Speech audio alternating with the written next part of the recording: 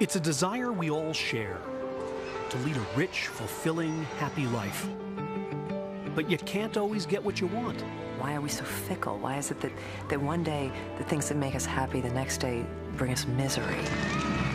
This emotional life is a roller coaster, taking us from the heights of ecstasy to the depths of despair and every place between. All emotions have a role in a healthy life. We're not automatons.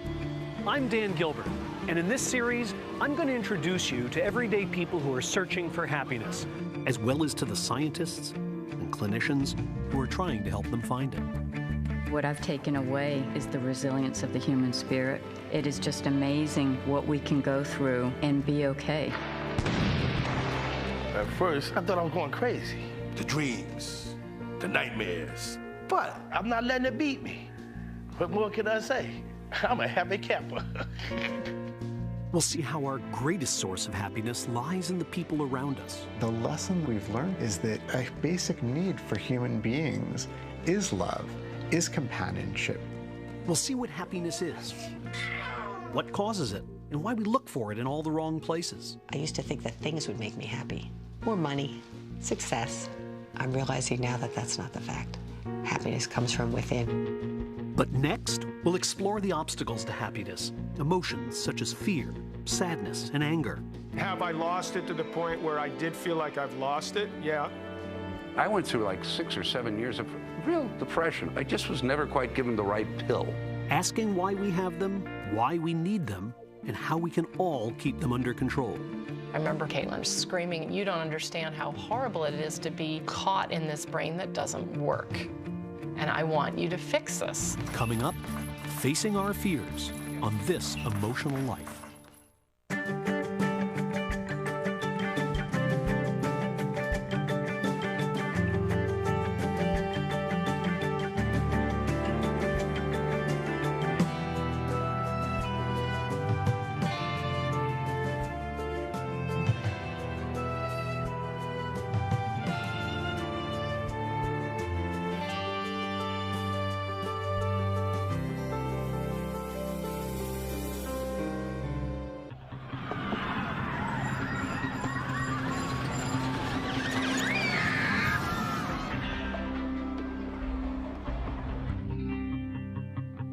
In the 80s, there was a poll done in one of the newspapers. The most heinous, people in the 20th century, It was like Jack the Ripper was 1, I was 2, Charles Manson was 3. It was like, wait a second, okay? I yelled at an umpire, okay? I didn't mutilate 40 people or whatever. Anger feels hot. Even talking about anger, my whole rib cage is warm. My legs are mobilized. It's the fight. I feel my jaw getting clenched. I want to punch somebody. I used to be the kind of guy who I would scream on the street. I was screaming on street corners when I asked somebody the time, and they go, I would scream. I'd get in fights,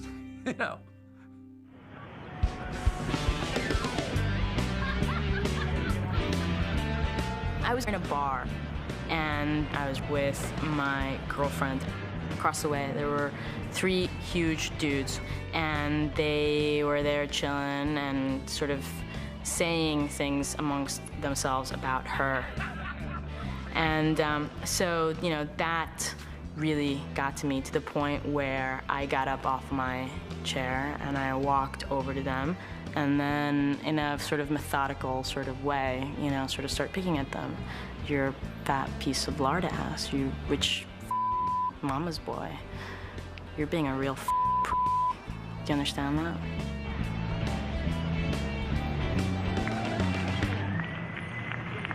When I want to hurt somebody, I'm not thinking about how could they hurt me. I'm thinking about how angry I am. It just drives you. Mary is a Los Angeles-based writer and filmmaker who knows what it's like to be in the grip of anger. I was born in Barranquilla, Colombia, which is on the northern coast of South America. My family moved there when I was 10 years old. My father was very frustrated He would do things like punch walls and kick doors down and things like that. He was really tense. He was really angry. And by the time that I was like 14, 15, I was really reacting. I was so angry at him that I wanted to, I almost kind of wanted to fight him to see who would win. Eventually, it sort of progressed, sort of like a gentle anger towards people, towards things, towards a world that didn't understand me.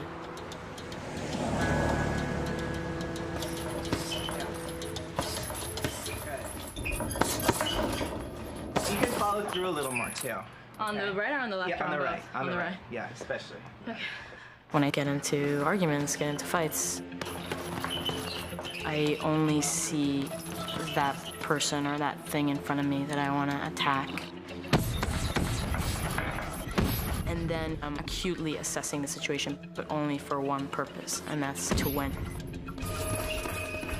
When animals are threatened, they experience a surge of hormones that make them ready to attack or to retreat. Human animals are no exception. Our fight or flight response is crucial for our survival. Anger can feel exhilarating because what we do is trigger the fight or flight response. We secrete lots of adrenaline to power our large muscles in the event that we have to fight or flee from the predator. We secrete cortisol, which heightens our auditory and visual sensitivities. We stop digesting lunch because who needs to digest lunch if you're about to become lunch?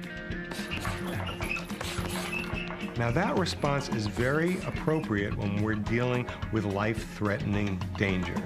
However, the yellow cab driver that cut you off in traffic comes to supplant the saber-toothed tiger that our ancestors millennia ago were dealing with. And when we look at what happens physiologically, we stay in this heightened state for quite some period of time. And because we're dealing with fight or flight, we're dealing with impulses that are very strong. While ancient structures like the amygdala respond to threats by trying to turn our anger or fear on, it's newer structures, such as the prefrontal cortex, the thinking part of our brain, that try to turn them off. It's the tug of war between these two systems that gives rise to our emotions. At New York University, neuroscientist Joseph Ledoux has studied how the amygdala and the cortex shape our emotional responses. You know more about the amygdala than anybody alive, and you still can't control yours. No. Why? Now, there's an interesting thing, again, that has to do with the wiring of the brain. This is, if we could just look at it here. So this is the human brain inside a skull. And the prefrontal cortex is here in the front, right behind your forehead. And that is the newest part of the brain. This is where we make our decisions. This is where we plan for the future and strategize. The lateral prefrontal cortex has no connectivity with the amygdala. The amygdala has superhighways to talk to the cortex, but the prefrontal cortex has only back roads and side streets to get to the amygdala. And therefore, it is unable to tell the amygdala, cool it. But why are there no connections? We're in the process of evolving as we speak, and those connections have not been put in yet. This thing was built to do fancy things cognitively, not necessarily to control our emotions.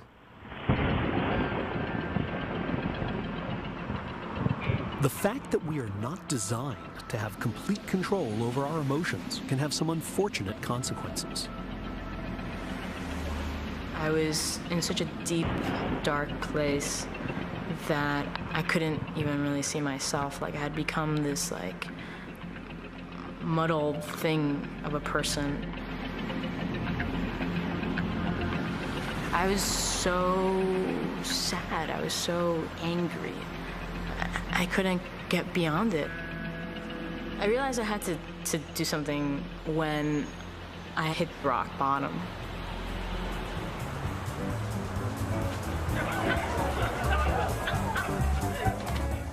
One of my friends invited me to a party, and I was having a great time, but because I'm a control freak, I decided that I wanted to change the song. I wanted to go over to the iPod and change the song.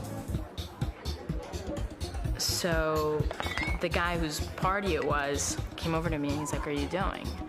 And boom, I just went off. I'm like, "Who are you?" And he was like, "It's my party, and I'm gonna play what I want." And I'm like, "You're a selfish and just slapped him across the face, and his glasses went flying across the room.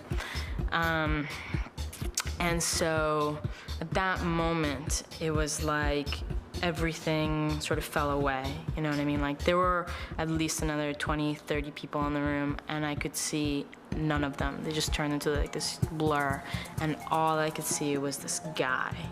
He grabbed a chunk of my hair and he hung on to it really tight. So I just started kicking him. I was just like laying on him, like, "Let go, let go, let go." I kept on saying, "Let go, let go." I just kept on kicking him, just kicking him and kicking him and kicking him, until he finally let go. And at that point,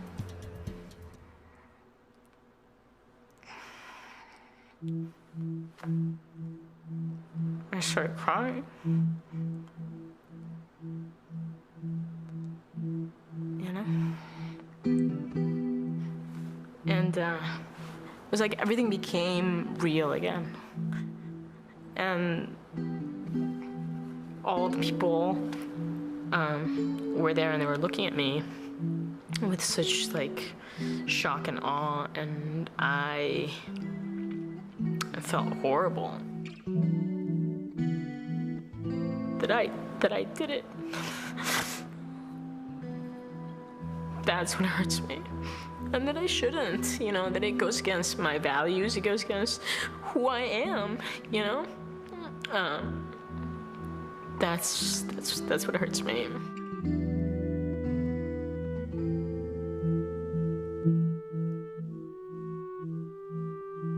Think about what happens after an argument that was really intense.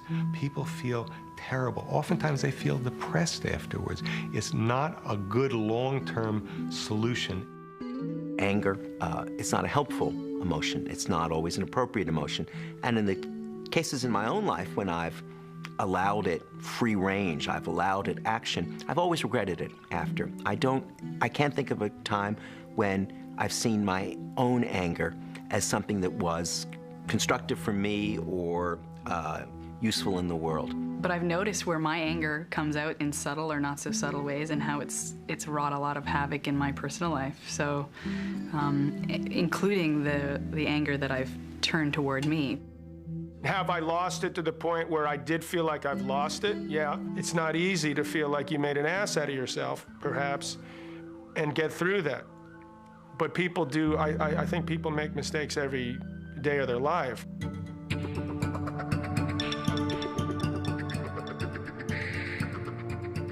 Can we outsmart our own brains? Can we learn to control our emotions? Stanford psychologist James Gross has spent his career studying what scientists call emotion regulation. For me, emotion regulation is really the science of understanding how we can modify our emotions, harness their energy, so that we can direct them in ways that we wish to go. So for me, emotion regulation isn't turning down or turning off all emotions, because emotions, I think, are often incredibly helpful and are what make us who we are.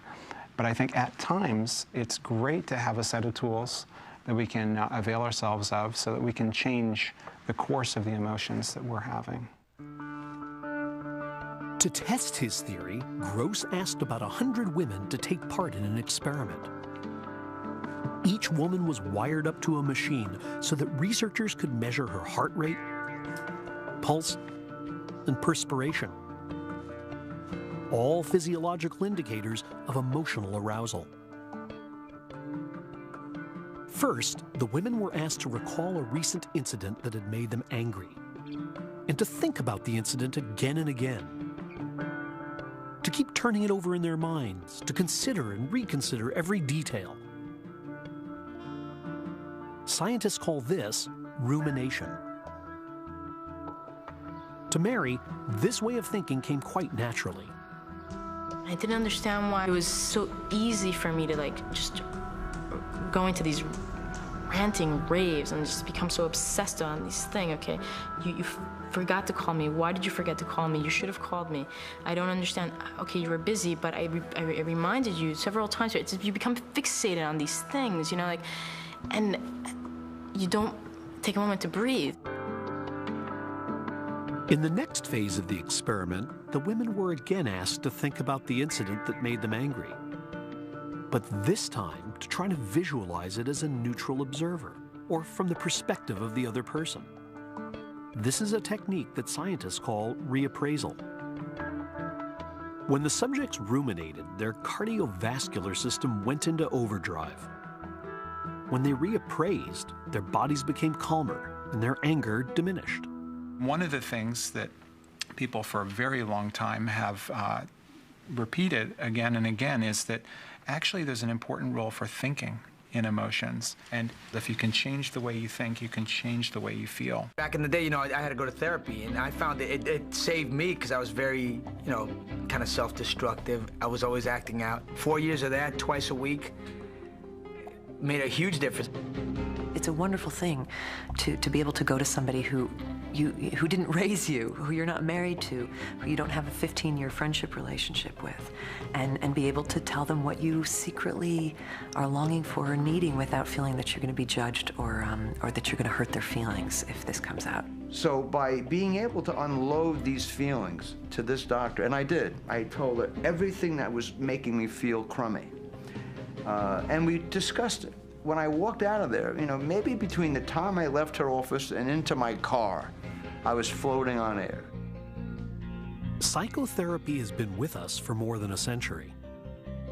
Sigmund Freud was the first to suggest that emotional problems may be the symptoms of something much deeper, something more significant, something the mind is hiding from itself, such as a traumatic childhood experience or a forbidden sexual impulse.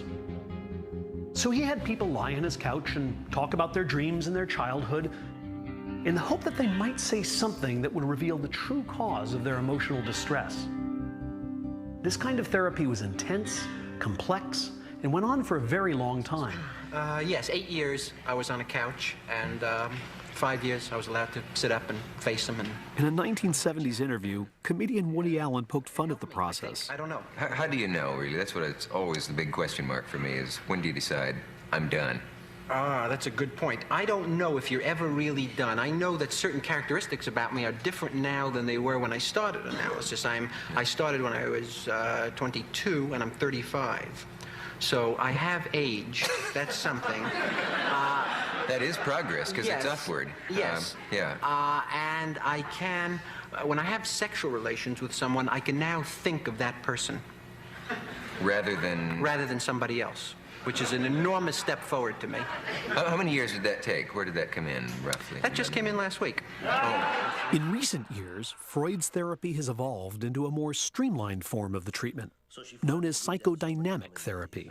The focus is on helping the patient develop insight into how things they feel today or expectations they have about life and about people come from their past. And that the insight itself helps them to change their behavior and their ways of thinking and helps with the symptoms they might be experiencing.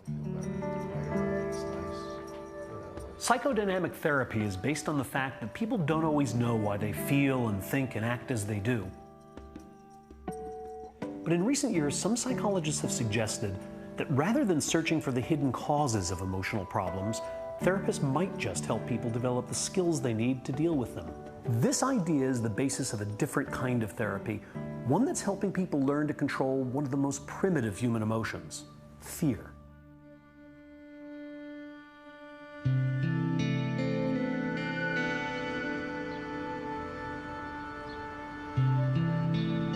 Christina Kelly is a freshman at Harvard.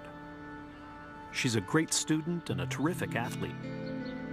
But she's deathly afraid to do something that millions of Americans find easy. I am afraid of flying. It's not rational, and I know that, but at the same time, that's definitely just what makes it a phobia. I just can't. I know it's irrational, and I can't do anything about it.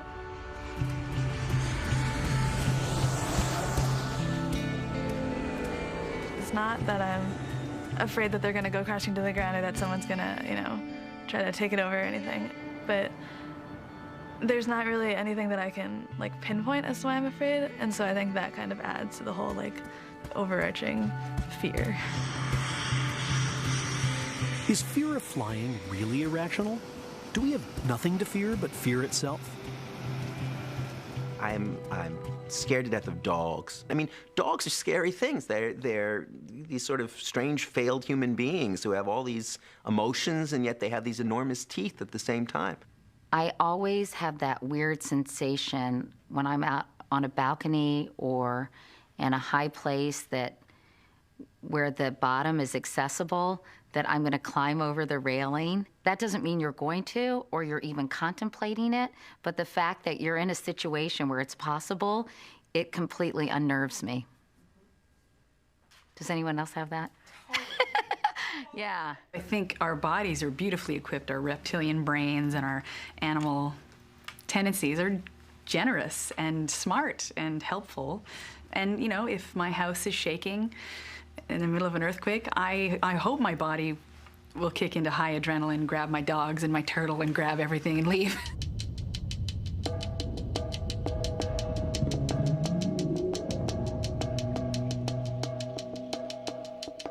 There are certain situations that have recurred over evolutionary time over and over again that cause fear. For instance, some nasty animal running towards you very fast and baring its fangs. That's the kind of situation that's happened not too often, but often enough, so that individuals who have what we call a fight-flight response have a lot of advantages over those who say, oh, hello, kitty. It's just not a good thing to be, you know, laid back and mellow when there's a lion coming towards you very quickly. So in the clinic, of course, we call this a panic attack. Panic attack is just identical to a fight-flight response, and it's perfectly normal lots of the time, but not usually in a grocery store. Medications haven't worked for Christina Kelly. With emotions, it's often a paradox, you know, that the more we don't want an emotional state, the more that we experience it, right? And as soon as we allow the emotion to come, a lot of times it kind of starts to diminish more quickly. Today, Christina Kelly will attempt to board a plane with Todd Farchione, the therapist who is helping her conquer the phobia that's kept her from traveling to visit friends and family. Just the way it is, whether you feel things or you don't feel things, whether it's bumpy or not bumpy, you can handle that situation. That's the most important thing. Dr. Farchione uses cognitive behavioral therapy, or CBT, which is extremely effective for people with specific phobias. About 85% of those who try it show significant improvement. Cognitive behavioral therapy has got a different focus, which is on identifying and correcting dysfunctional thoughts and feelings that make you miserable. So a cognitive behavior therapist is not so interested in why you have those thoughts or feelings. He's interested, or she's interested, in basically getting you to identify them and challenge them. We say you have a little machine down buried in your emotional brain, and it's spitting out, you know, all of these really scary kinds of thoughts. But because you're the one thinking those thoughts, you tend to believe it. So we have a saying in cognitive therapy, don't believe everything you think. Christina's therapy started 2 days earlier when she met Dr. Farchione at his office. Most people sign up for a dozen or more treatments over a period of weeks, but Christina opted for a marathon session lasting 3 days. Well, let me just start by asking you how you did last night. Good. I tried to explain it all to my family, so okay. I think that helped me kind of like go over it. So at this point, how are you feeling about taking that flight? I'm very nervous, and it switches back and forth between like, oh, I can do this, and then suddenly I'll feel like this is really overwhelming and like all at once, and I can't believe I'm doing this. With panic, what often happens is that it becomes this cycle, that there's a recognition of the physical symptoms, and as a result of that, there's then an increase in the actual physical response, right? An increase in those symptoms, right?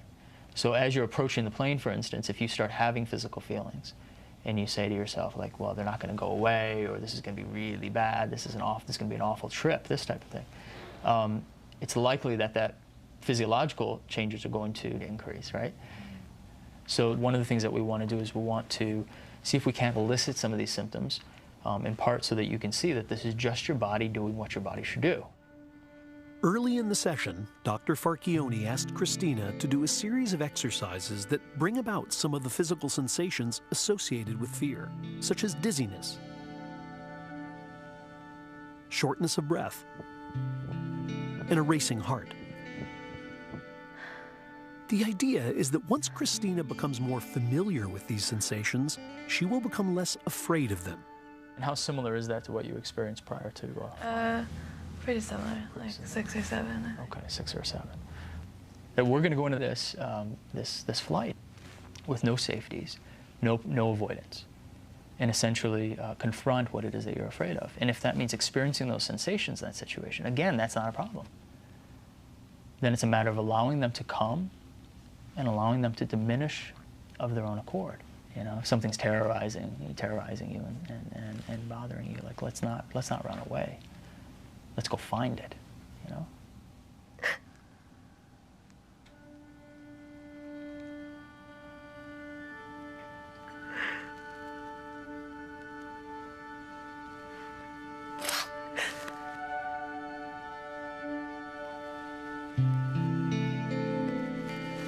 This is overwhelming.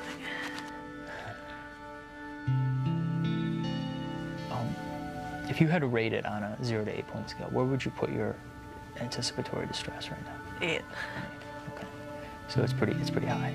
Dr. Farchione encouraged Christina not to push the frightening thoughts aside, but instead to let them come to mind so that they can be examined or reappraised. So what can we come up with as a good alternative here? It's going to be hard, but it's going to be okay. So it's going to be hard. I'm going to feel scared and panicky. Yeah, good. Sure. One of the key principles behind CBT is that we can change our feelings by changing the thoughts that produce them. We're not trying to stamp out all bad thoughts. In fact, that might be counterproductive. We're just trying to say, let's look at the alternative. Let's put this in perspective. Let's reappraise this. And oh yeah, you'll continue to have scary thoughts, but you know what? You can live with them. And when they do that, it actually changes brain function. There are changes in the prefrontal cortex, working down into the emotional brain, just by this really working hard on reappraising. Allowing it to unfold is actually going to be the fastest way for it to diminish, right? But you're still scared, and we still need to do this. Yeah. Okay.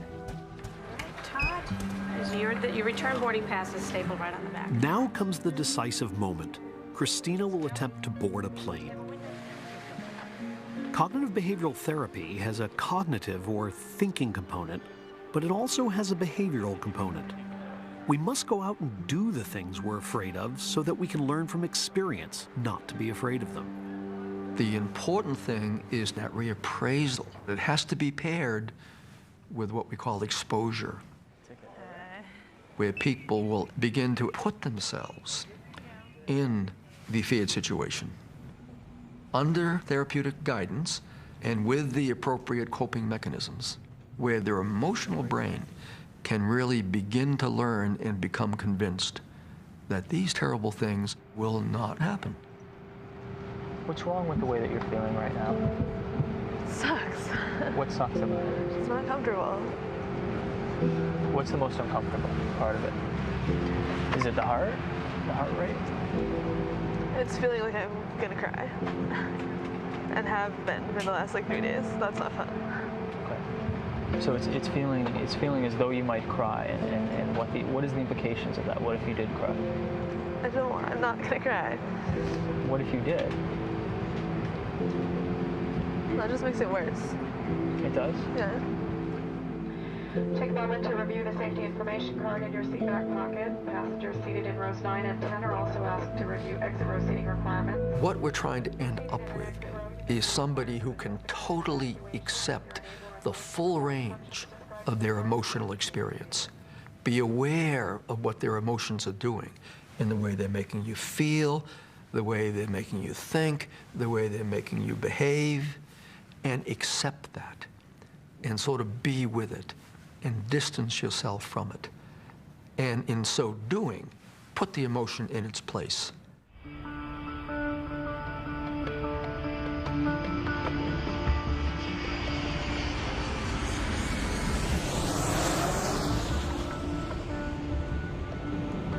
I still like this idea of you moving around a little bit, so if we can, great. Like get up or just? Yeah, maybe get up. Maybe see if there's anything in the overheads that you might need. If you want, you can put my coat over the overhead or something along those lines. Okay. Do it quickly. I don't want there to be that hesitation. There it is. No. Go ahead and put my coat in the overhead for me, please. The one moment that really stuck out for me was the moment at which she was willing to get up. She didn't want to do it, but she did it. You know, I mean, she knew it was the right thing to do, and she committed to it. That was the point at which I felt very good about her ability to overcome this problem. You're getting there. You're getting there. Slowly but surely. I'm gonna say actually, I don't think it's as slowly as you might imagine, but you're doing a fantastic job. Absolutely fantastic. Thank you very much. I might see you again soon. Thank you. See you guys. All right. I like them. It's like the, yeah, they were nice, right? It's, I wish we had like some triumphant music. Now this is where we pull out the iPod and you put on like, maybe like the Rocky theme or something like that. I flew.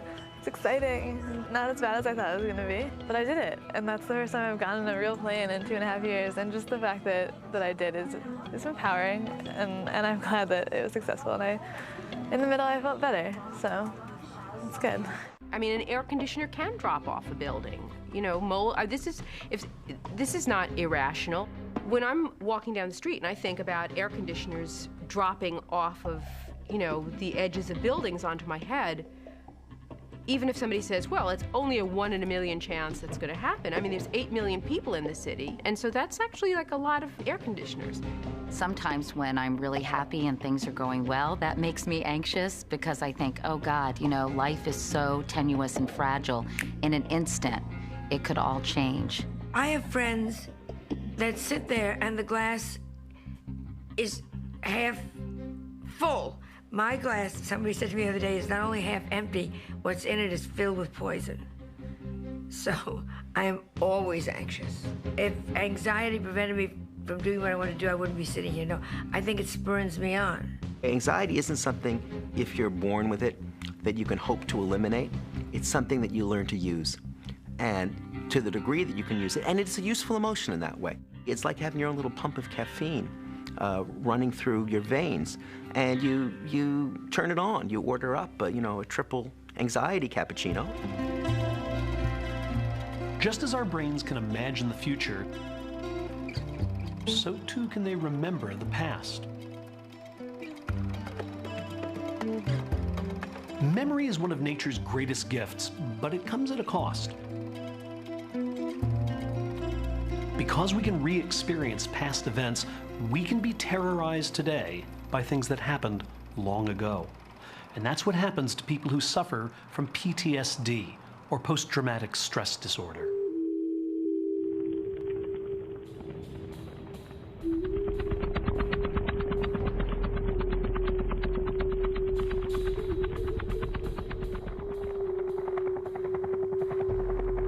You can't afford to have feelings when you're in a war. You kill or be killed. That's your main objective. Live and come home. After you see a war zone, yes, your mind gonna change.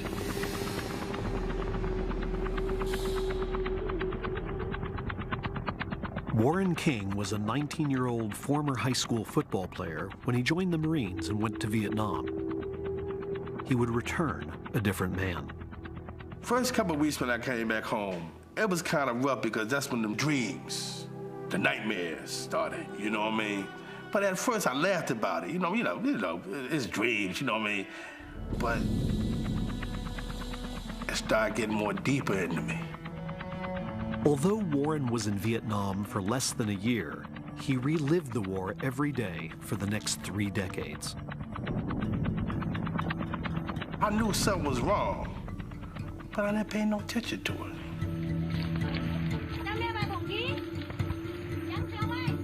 So how did you know that you had PTSD?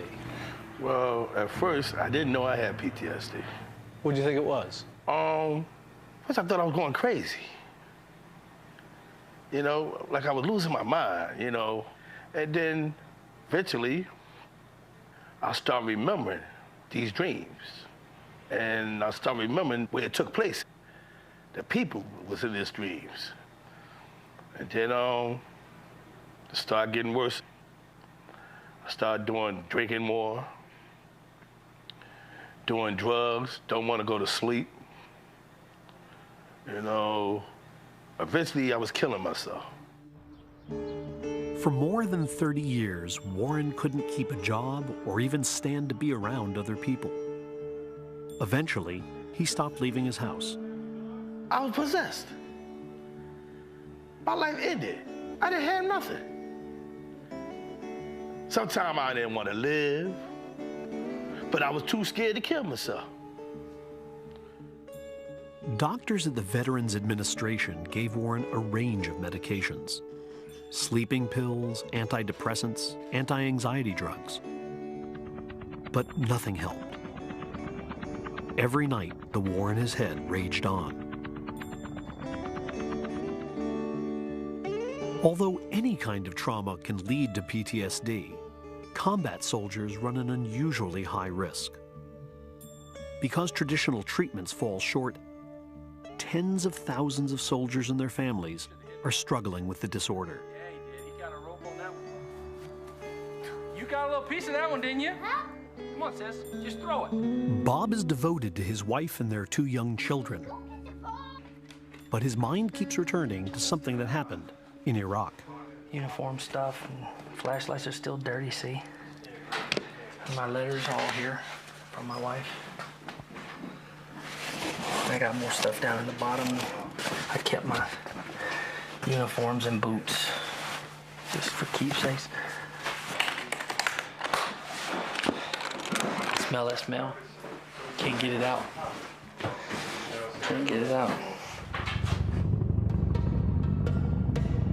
In 2003, Bob crossed into Iraq as part of the first invasion forces. Within days, he found himself on the outskirts of Nasiriyah in one of the bloodiest battles of the conflict. The horrors of war were all around him. But one image in particular is burned into his memory: the face of the Iraqi soldier who died in Bob's arms. Our column was moving, and there was a bus, and it was on fire. And there were people screaming and yelling.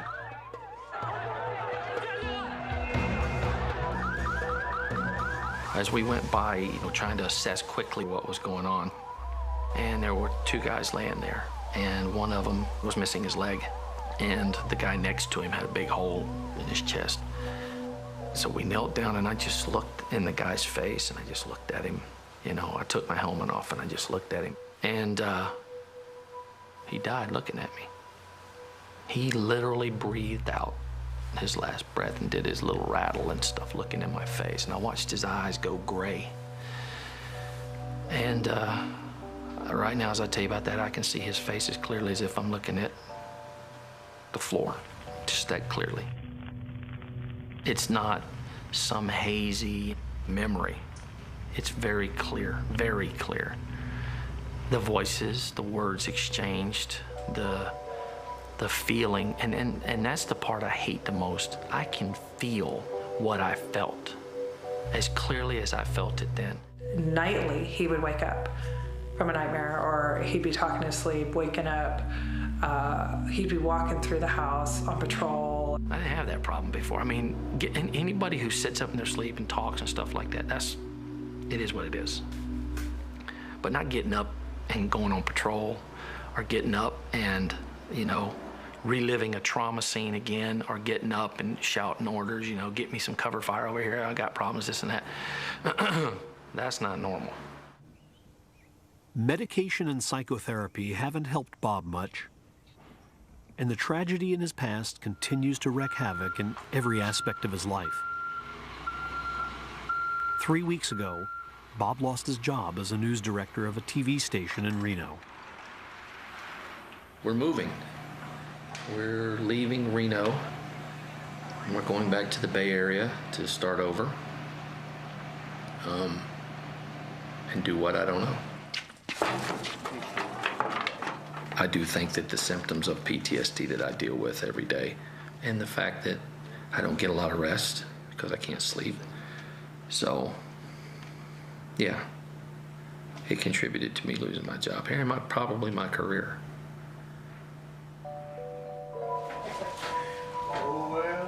I worry about the stress of everything.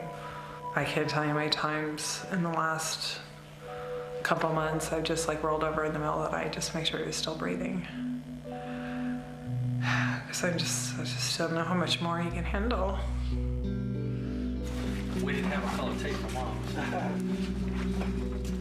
I'll tell you what's embarrassing to me is having to go back to my mother-in-law's house and regroup. I've never had to fall back like that before.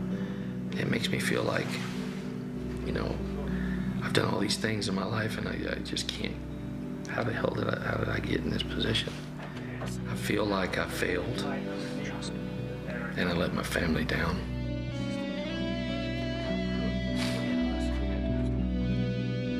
So what causes PTSD? Why do our brains sometimes remember the very things we'd most like them to forget? Emotional events leave long-lasting traces in memory. That's why we all know just where we were at 8:30 a.m. on September 11th, but not on September 10th. What gives these memories such staying power? When people experience intense emotions, their bodies release stress hormones such as cortisol and adrenaline, and some scientists now believe that these hormones help burn in memories of the events that caused the emotions in the first place. For nearly a decade, Larry Cahill, a neurobiologist at the University of California, Irvine, has been studying the connection between stress hormones and memory. The experiment we're going to be running today, we're going to be looking at the physiological components of your emotional response. To investigate the connection, Cahill and his colleagues designed an experiment in which two groups of students reported to their laboratory and watched a slideshow of disturbing images. After the slideshow, the students in one group were asked to hold their hands in a bucket of ice water for as long as they could, an experience that caused their bodies to release stress hormones. The students in a second group were asked to hold their hands in a bucket of lukewarm water, with no release of stress hormones. Thanks for coming again, and I should explain that we did mislead you a little bit last week. So last week A week later, the students returned to the laboratory and were surprised with a memory test. What we're actually going to do this week is I'm going to ask you to try and remember some of the images. The results were not what most scientists expected. Some of my colleagues, because they come from a slightly different perspective, they thought, well, you know, if you learn something new and then do something as distracting as dropping your arm in ice water, that should be really bad for memory. It should be really bad for the memory of what you just learned. You should forget it. Memory should be worse. And I can understand that, but that's not what we found. The results of Cahill's experiment showed that the students who had put their arms in ice water immediately after viewing the slideshow had much better recall of the images. The stress hormones coursing through their veins somehow burned the experience they were having into their memories. A good memory is exactly that, a balance between keeping what you ought to keep and getting rid of or abstracting what you can get rid of or abstract. What we think we have here with this whole business of stress hormones is a beautiful system built in for doing just that. Does the kind of research that you and others have done give us any insights into disorders like PTSD? When someone experiences something too traumatic, a rape, a horrible car crash, being in a battle, it could be that this normally very helpful memory boost system that we've been talking about somehow, and for reasons we don't fully understand, gets stuck in the on position, right? And in the period during and after the trauma, repeatedly strengthens a memory, strengthens a memory, strengthens a memory. The retrieval of the memory causes the stress hormones, and the stress hormones keep strengthening the memory, and you can imagine a positive feedback cycle.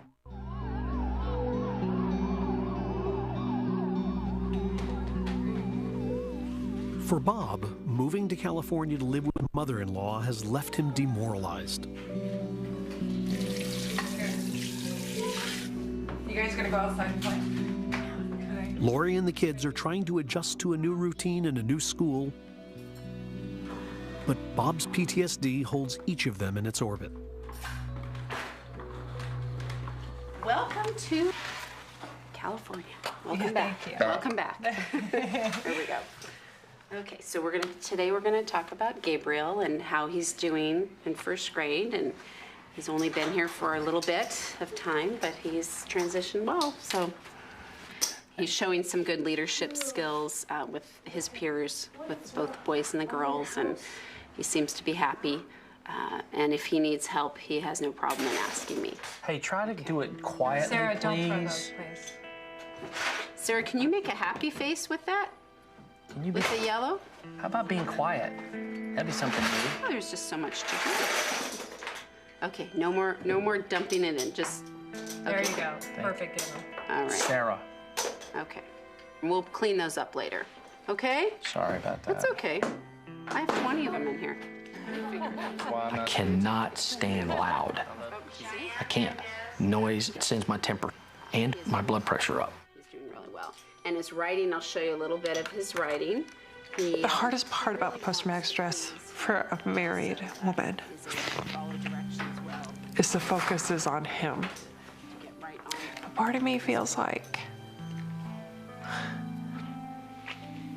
it's not okay for me to break down because the focus is on helping him and lifting him up and getting him through this time. He's so fragile right now. This time has to be about getting him through and getting him to a place where he feels like he's on solid ground again. Then I'll have my time. I love you, baby. PTSD threatens to destroy everything Bob cares about. As he looks for a new job in California, the obstacles seem almost insurmountable. I was mobilized twice, and I did the invasion. And we just moved back to California. We were gone out of state for 20 months and been back about a month. Age limit. No matter what. No matter what. I'm too old. Only looking for officers, huh? Yeah, entry level. Yeah. Some retail management, a lot of management in the news business. The market is running tough right now. Yeah, Because, I appreciate it. Thanks for your time. Thank you, sir. Before he left Reno, Bob learned about a new form of cognitive behavioral therapy to treat PTSD. But the treatment, a variation of the one used to treat phobias, would require Bob to confront the memories that haunt him. The counselor up in Reno made me promise him I would look into this program that they have. But you know what? I'm just not there yet. I'm reading in the paper, and I see this University of Pennsylvania, PTSD, come to 3535 Market Street. So I said to myself, oh, here come another fluke. Here come another VA. You know what I mean? They're going to give me medications. But they didn't. At the University of Pennsylvania, researchers were developing a form of CBT called prolonged exposure therapy. Instead of hiding from his traumatic memories, this therapy would require Warren to embrace them, to relive them over and over again until his fear of them diminished. Reliving horror isn't easy.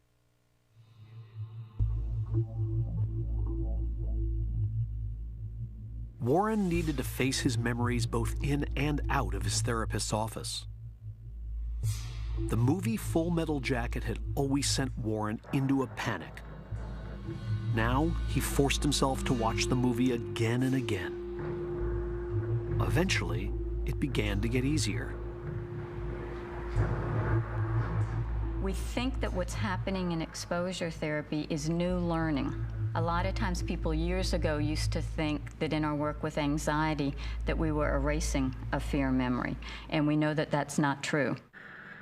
We're not erasing the memory, we're teaching the person new things. We're teaching them, for example, I don't need to be scared of this memory. Yes, this was a terrible thing that happened, but I don't need to be scared of it. I can go there, I can think about it, I can talk about it, and I'm okay. And that's new learning. After 18 sessions, Warren's progress is unmistakable. What I wanted to ask you to do today was to go through the story again, to do the imaginal exposure. And you remember how we do that. We have you talk about what happened from your memory. You know, close your eyes and really try to visualize it and put yourself back there, really try to revisit it. Close your eyes, visualize the memory, and start talking about it. We came in, we started taking machine gun fire. And everybody know that sound. When you hear that sound, you have to get down low as you can. You're afraid. And more you're going, you see people lying there with their guts out. There's nothing you can do for them. Then they're calling you by name. That's the worst part, but there's nothing you can do about it. You know, doctor, you just got to keep moving on. You just got to go there and do your job, you know what I mean? And it's no time for guilt. Because we was always told, kill or be killed. That's the name of the game.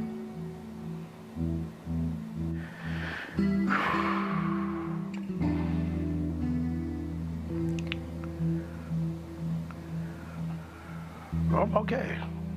No sweating of the hands, no headache, a little teary, but as far as that, I'm all right. Let me ask you this. If I had PTSD and I was haunted by dreams and haunted by thoughts, I'd want to get away from them. And the last thing I would do would go see a therapist who says, oh no, we're gonna talk about them. I'd say, oh no, I see enough of that at night. I don't want to see that during the day. Can you relate to people feeling that way? Well, I used to be like that. I didn't want to talk about it. I didn't want to say nothing about it. But you gotta face it. Do you think there are a lot of soldiers who might not even ask for help because they have kind of this sense that I'm supposed to be brave, I'm supposed to make my way through this, I'm not supposed to ask other people to help me? Well, they're fools. They are fools. Because sometimes you need to drop that macho thing and ask for help, because if you don't ask for help, you're going to die. And that's what you're going to be, macho man? Well, you know something? The graves are full of macho men.